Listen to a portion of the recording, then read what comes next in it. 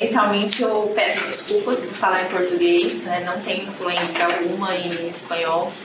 Vou tentar falar despacito, assim vocês podem me compreender, mas também podem me interromper a qualquer momento para fazer perguntas. Eu deixei todo o material nos slides, né? De maneira que vocês podem ir acompanhando, lendo, né? E também, se tiver dificuldade com alguma palavra, o Ernest vai ajudar para fazer a tradução. Porque provavelmente eu não vou conseguir, então o Ernest vai... Portunhol, sim. Então eu peço desculpas por isso, né? Mas vou fazer o possível para me fazer compreender. Então, esse trabalho, como o professor Ernest já anunciou, né? Na verdade, eu... passei por muitos anos, de fato, estudando, pesquisando o trabalho dos cruzeiros. Não deixei de pesquisar, não é porque eu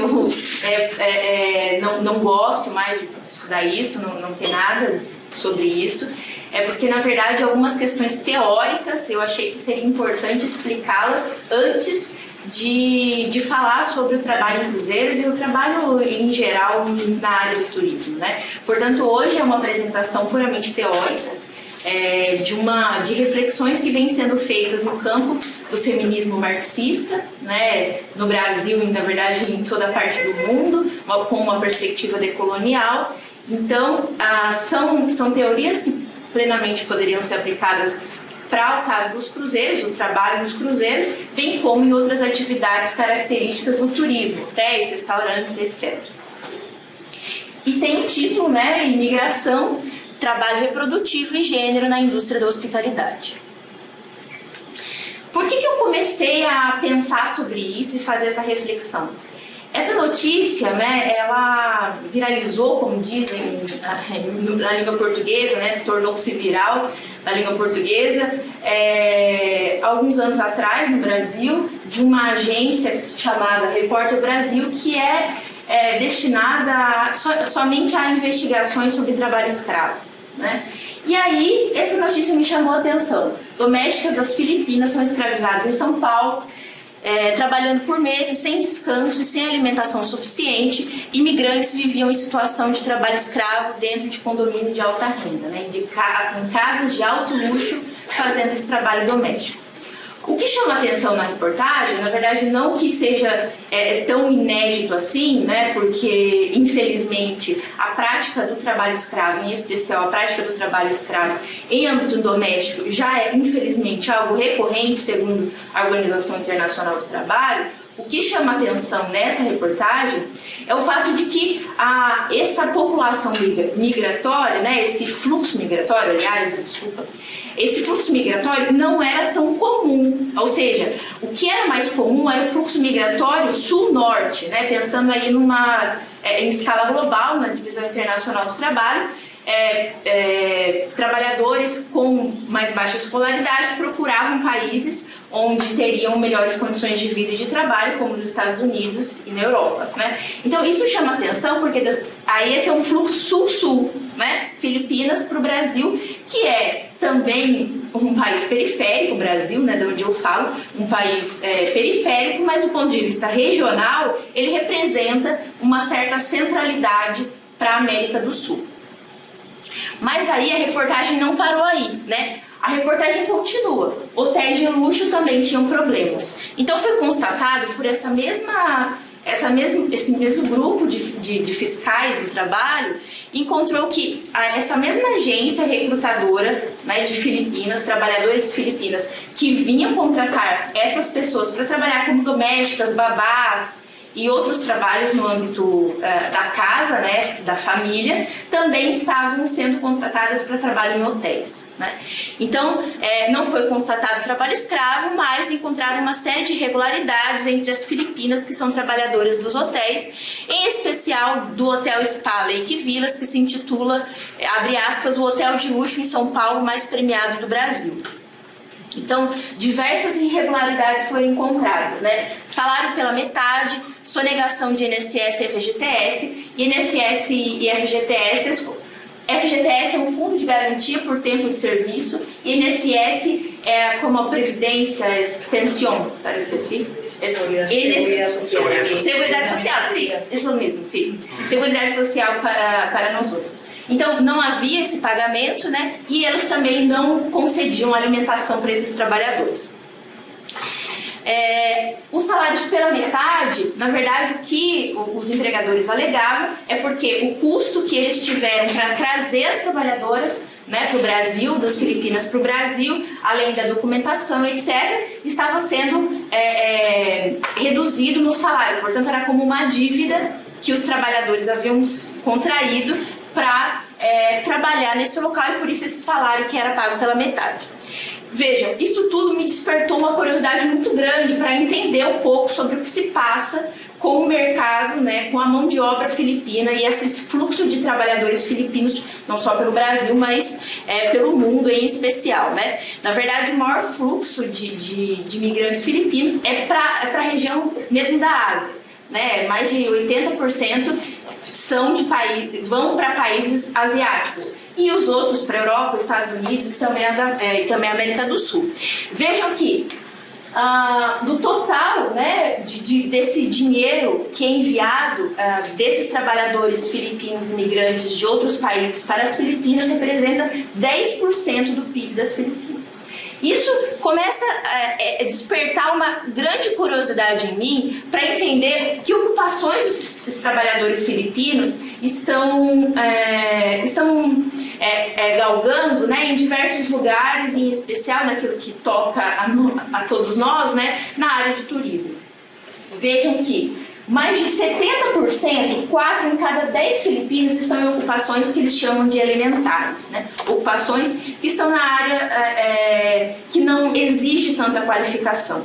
Embora muitos deles tenham a sua qualificação nas Filipinas, mas quando vão para outros países, eles não conseguem equiparar o diploma, equiparar a graduação, portanto tendem a aceitar ocupações com mais baixos salários, com mais baixa qualificação, né? Então é um número expressivo. Agora, todas essas pesquisas, esses dados que são ligados até as próprias agências de au pair que trabalham com o mercado de trabalhadores filipinos em especial, vão destacar que as trabalhadoras filipinas, em especial as mulheres, né, elas teriam por natureza um cuidado feminino, né, que elas seriam por natureza mais dóceis, mais fáceis de aceitar as ordens, de acatar as ordens da família, seriam por natureza mais fáceis, né, de se portarem como empregadas, né? Todos esses trabalhos apontam para essa mesma questão.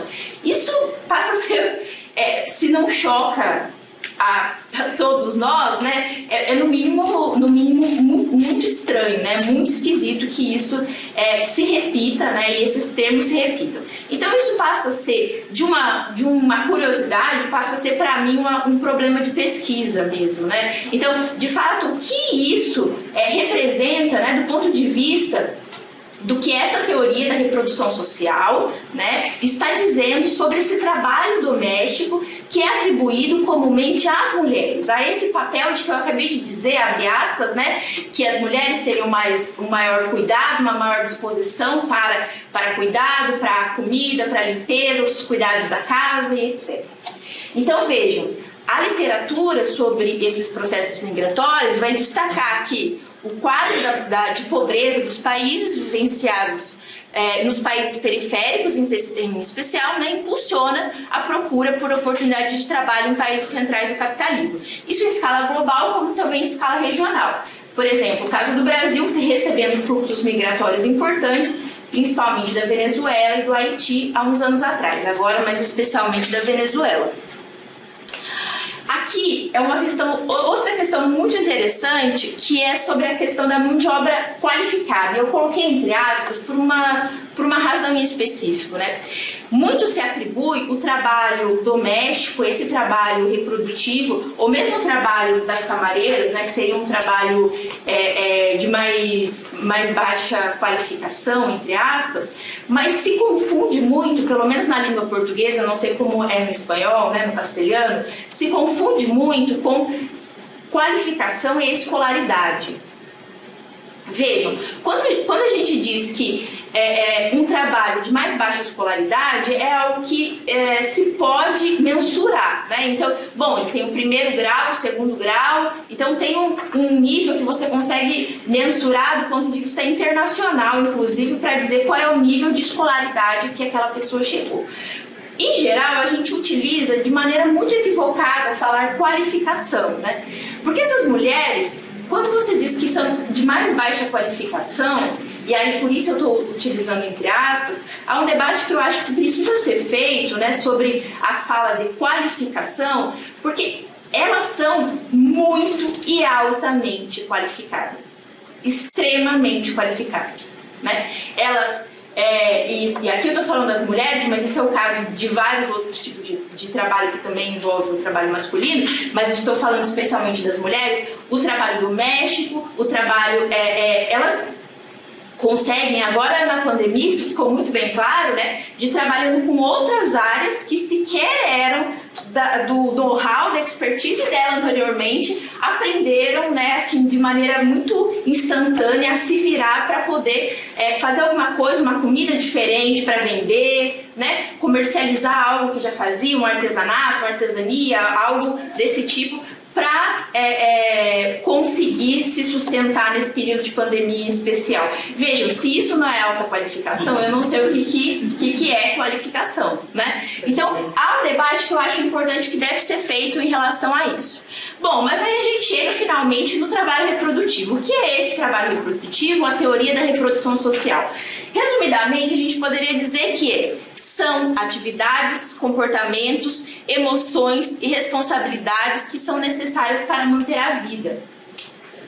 Vejam que por muitos anos a teoria marxiana, a teoria e os textos de Karl Marx foram criticados porque supostamente ele não teria colocado o gênero como uma questão central para as discussões de classe, para as questões da crítica da economia política que ele vinha fazendo, né? Hoje, já há algumas décadas, já se tem uma leitura bastante diferente, né? Que, na verdade, essa leitura mais atual sobre a obra de Marx, sobre a obra marxiana, vai dizer, bom, se o trabalho produtivo, né, é aquele que está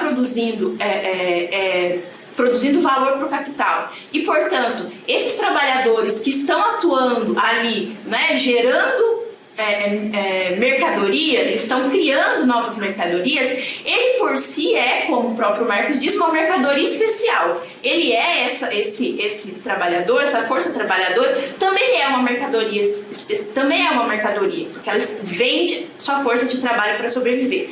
Portanto, se ela é também uma mercadoria, quem produz a própria mercadoria? Quem produz a força de trabalho? E aí essa é a crítica da teoria da reprodução social, né? A crítica é essa: quem está produzindo hoje a força de trabalho, hoje eu digo há pelo menos 300 anos, quem produz a força de trabalho, esse trabalho chamado trabalho reprodutivo, né? É o trabalho doméstico.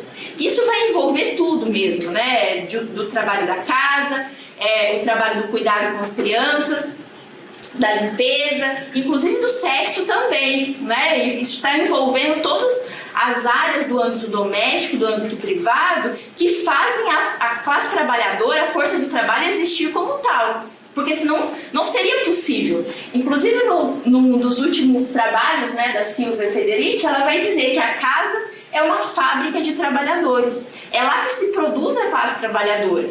Portanto, estamos desmerecendo, né, o capitalismo desmerece esse tipo de trabalho, não remunerando como tal. Aqui é uma frase que ficou muito conhecida, né, da Silvia Federici, ela segurando ali no pano, no tecido, né? Isso que chamam de amor é trabalho não pago. Até não pagado, não? Não pagado. Não pagado? Pagado. Pagado.